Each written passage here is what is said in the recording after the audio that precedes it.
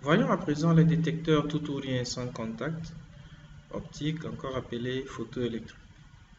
Dans leur principe, ils sont basés sur l'émission d'un faisceau lumineux par un émetteur qui doit atteindre un récepteur.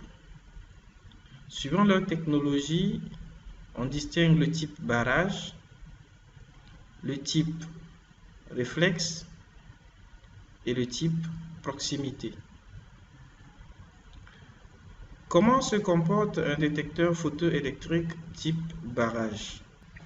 Pour un détecteur type barrage, l'émetteur et le récepteur se trouvent dans deux boîtiers séparés. L'émetteur émet naturellement un faisceau en direction du récepteur et c'est lorsque l'objet coupe le faisceau qu'il y a détection. Pour ce type de détecteur, la détection peut se faire où la portée peut aller jusqu'à 30 mètres et cela convient aux ambiances, aux environnements difficiles. Pour le détecteur type réflexe, on dispose d'un boîtier contenant à la fois l'émetteur et le récepteur.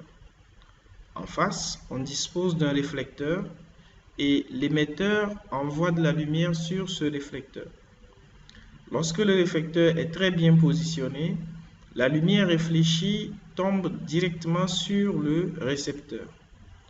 Maintenant, lorsque l'objet coupe le faisceau, dans un sens comme dans l'autre, il y a détection au niveau du détecteur.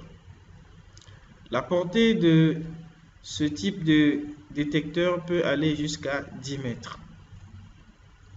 Le détecteur photoélectrique type proximité a aussi l'émetteur et le récepteur disposés dans le même boîtier, à la différence que l'objet réfléchit le faisceau et c'est lorsqu'il est à une position idéale que le faisceau réfléchi tombe sur le récepteur.